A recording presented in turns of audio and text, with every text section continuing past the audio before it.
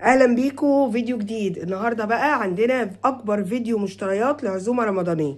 هوريكم كل حاجه ان شاء الله، وهقول لكم ناقصني ايه بس ان انا اجيبه وتبقى تمام. اول شنطه يلا نشوف فيها ايه. اول حاجه خضره، وطبعا عايزه اقول لكم ليه خضره، عشان حاجات كتير، عشان سلطه خضره، علشان كمان الشبت هستخدمه في السمبوسك مع اللحمه المفرومه. فعندي بقى ايه خضره، جرجير وبصل، ربطه بصل كده حلوه، وخضره المحشي. دي اول حاجه.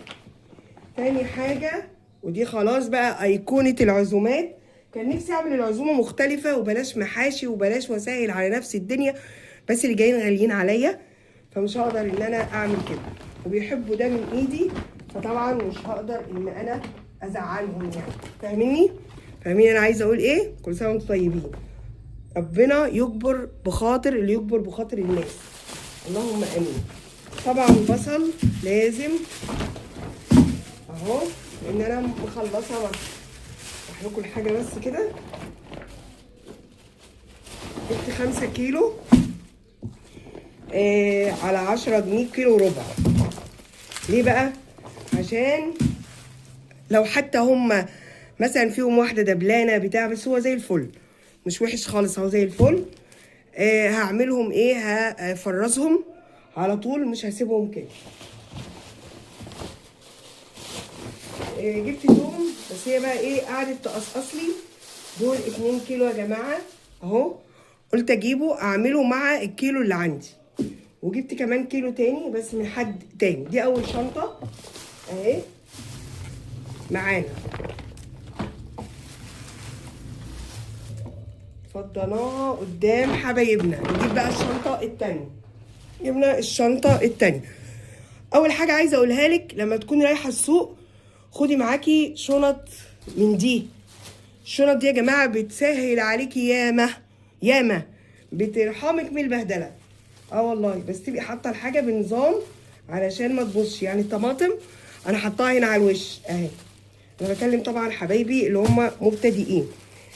كل ما الاقي طماطم، دول ب10 كيلو وحلوه مش وحشه خالص، لان زي ما قلت لكم في الفيديوهات اللي فاتت ان انا عندي الطماطم اللي متصلصه الفريزر بوظها.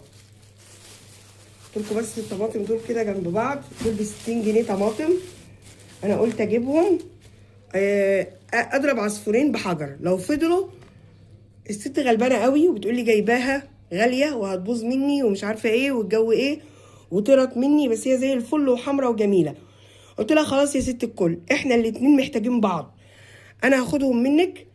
قالت لي على كام؟ قلت لها زي ما انت تقولي. قالت لي على 10 جنيه. قلت لها تمام زي الفل.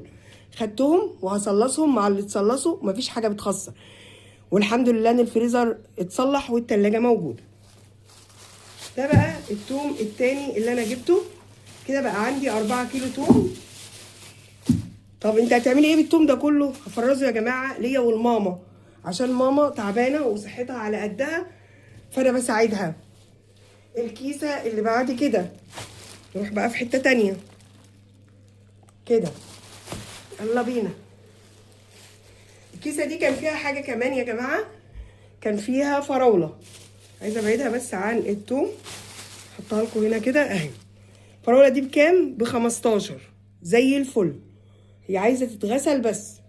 دي ب15. جبت 2 كيلو عزومه، يعني لازم ان احنا نعمل ايه؟ نعمل عصير، مش لازم عصاير ونجهزها برضو. فاهو كده. دي البصل والثوم والطماطم والايه والكرنب. طبعا انتوا عارفين ان انا جايبه برطمانات ورق عنب.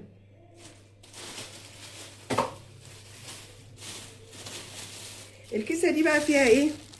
فيها فلفل. معلش انا اسفه، استاذ فلفل. استاذ فلفل ده ب40 جنيه يا جماعه، تحترموه، بس لازم احطه في التعصيجات بتاعتي، في الخضار، في المحشي. فجبت نص كيلو. الاستاذ التاني استاذ خيار، لازم نحترمه برضو، ب30 جنيه. استاذ خيار ب30 جنيه. جبنه نص كيلو. طبعا انا هختار من دي الجامده علشان اعملها سلطه خضراء. جبت ايه تاني؟ جبت 2 كيلو مفروم. 2 كيلو مفروم جبتها قطع وفرمتها قدامي. خدتها قطع وفرمتها قدامي. تمام. الاستاذ المبجل اللي بعد كده الليمون ب40 جنيه. دول السره دي ب20 جنيه. دي كلها يا جماعه اساتذه غاليه علينا، اساتذه غاليه علينا جدا. بس كده عشان ايه؟ اجيب منديل نمسح الحاجات.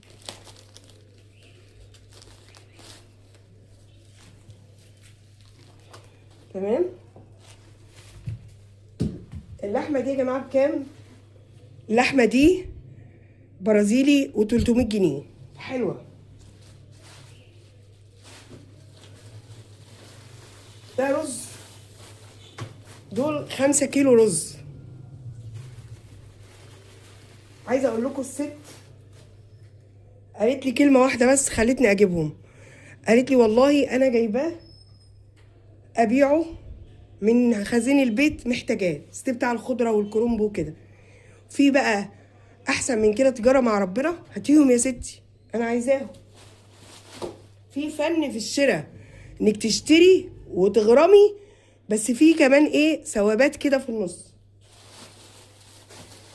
ده ايه؟ ده كده كيلو دهنه عشان اسيحها مع السمنه البلدي اللي عندي، يبقى انا كده بطبخ بدهون صحيه. دي كيلو. الكيلو بكام؟ ب100 جنيه. معايا الكيلو ب100 جنيه. ركزوا معايا واعرفوا الطقوس بتاعتي اللي انا بعملها. معانا.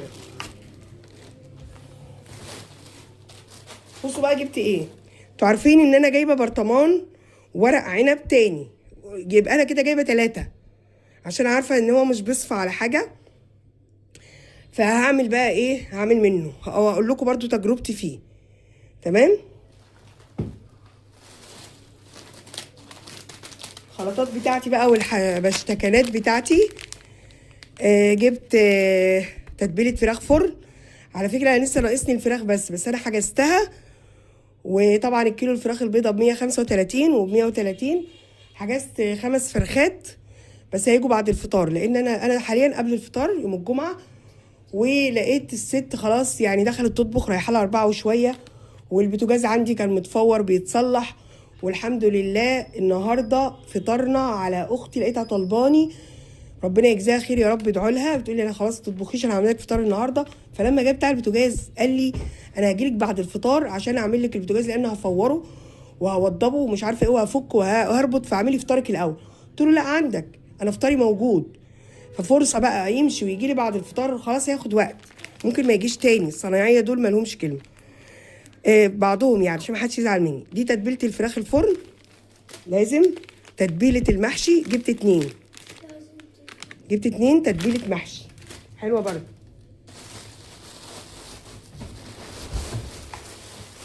جبت مكرونه قلم، جبت 2 كيلو. خدوا بالكم انا ممكن بقى في وسط العزومه اودي هدايا كمان بالمره. كده كده بطبخ، الفرن شغال، بوتاجاز شغال. جبت 2 كيلو مكرونه قلم. خليكي هنا.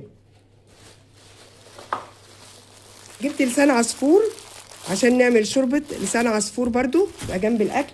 رمضان في الشتاء فمحتاجين لسان عصفور.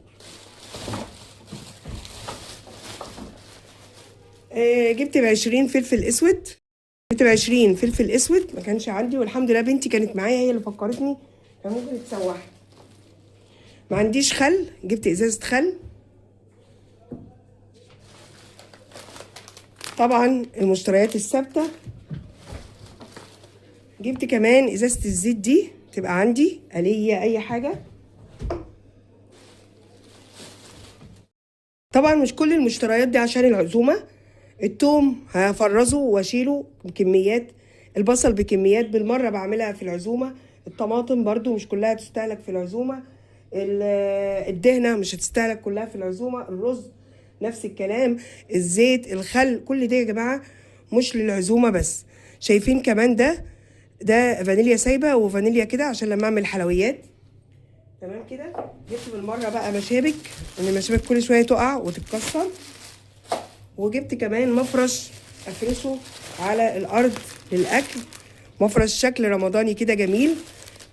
جبته برضه. بصوا بقى يا جماعه، عايزه اقول لكم بقى ان انا عندي جلاش، عندي سمبوسك، عندي كنافه، عندي مانجا عشان لو حبيت اعمل كنافه بالمانجا، عندي كريم شانتيه، عندي سوداني عشان الحشوات. المفروض ان انا جايبه كمان اللي هو سان جورج، بس مش عارفه هو حطولي فين او ما جابوش، هو كان مروش بصراحه. فانا هجيب كاسترد عشان برضو اعمل كريمه كدابه. فان شاء الله ربنا يجعل عندكم الخير، ويجعل بيوتكم دايما عمرانه كده بالخير يا رب. وفي رمضان صله الرحم حلوه. يعني انا اختي هي ما عندهاش وقت تجيبني ولا انا عندي وقت اجيبها، بعتت لي فطاري النهارده. صدفه ان انا حلت ازمه وكرب كبير عندي ان انا مش هعرف اطبخ النهارده عشان بتاع البوتاجاز جاي لي. لقيته اتصل بيا يقول لي انا جاي، الفرن كان عطلان، او مش عارفه اعمل صواني من اول رمضان. يعني لو لاحظتوا الفيديوهات مفيش صواني من اول رمضان. طب لما يكونوا عزومه بقى لازم صواني. فانا كنت مكلماهم، فالحمد لله بصوا هي متيسره وربنا سبحانه وتعالى ميسرها. واهم حاجه في اي عزومه بالورقه والقلم هتعملي ايه، عايزه تجيبي ايه، مش عارفه ايه. عايزه اقول لكم ان انا لسه الفراخ بس، وكده كل حاجه العزومه عندي تمام. بحبكم جدا، ويا رب الفيديو يكون عجبكم ونال رضاكم. وما تنسوش لايك وشير واشتراك في القناه اللي مش مشترك، فضلا وليس امرا. حبايب قلبي وست الكل، بحبكم جدا ومع السلامه.